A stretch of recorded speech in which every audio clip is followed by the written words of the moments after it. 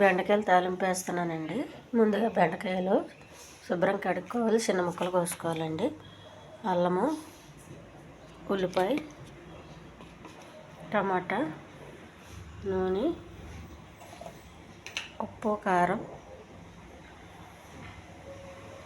జీలకర్ర, పసుపు, మినపప్పు, ఆవాలండి, కొబ్బరి. స్టవ్ మీద గిన్నె పెట్టానండి. గిన్నె వేడయింది. కొద్దిగా ఆయిల్ అండి, కొద్దిగా జీలకర్ర, ఆవాలు, మినపప్పు, కరివేపాకు, కొన్ని ఉల్లిపాయలండి. ఇవి దోరగా వేయించుకోవాలి. బెండకాయలు ఎప్పుడు ఈ సైజులో కోసుకోండి. ఈ సైజులో కోసుకొని మధ్యలో ఒక ఘాటు పెట్టండి. ఇలా ఘాటు పెట్టామంటే ఉప్పు కారం బాగా పట్టి బాగుంటుంది. చూడండి, ఇలా నేను ఒక ఘాటు పెట్టాను. అలా పెద్ద ముక్క కోసుకుని ఇలా ఘాటు పెట్టుకోవాలండి. ఈ బెండకాయ వేసేయండి. ఉప్పుడే కొద్దిగా ఉప్పు, కారం వేసుకోండి. కొంచెం ఉప్పు, కొద్దిగా అల్లం వెల్లుల్లి పేస్ట్ వేసుకోండి. ఇప్పుడే బాగా కలుపుకోండి పచ్చివాసన పోయేటంత వరకు.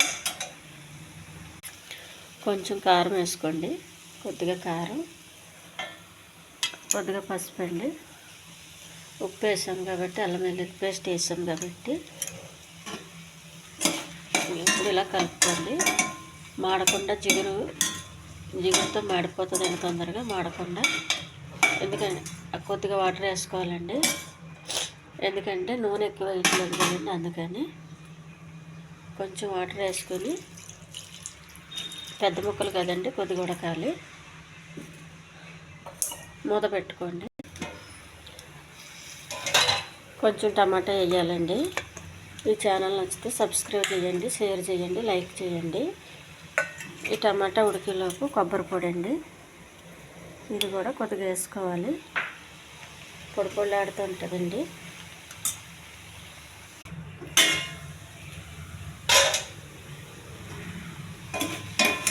బెండకాయ ఫ్రై రెడీ అయిందండి. ఇది చాలా హెల్తీ ఫ్రై అండి. ఎక్కువ నూనె పోయకుండా ఫ్రై రెడీ అయింది. చూడండి, ఈ బెండకాయలాగే ఉంది. అసలు పీకిడి అవ్వలేదు. మనం ఏ సైజు ముక్క కోసమో ఆ సైజులోనే ఉంటుందండి. తినడానికి బాగుంటుంది. ఇది కొంచెం వాటర్ వేస్తాం కాబట్టి బాగా ఉడుకుతుందండి. ఇది చాలా హెల్తీ కూర.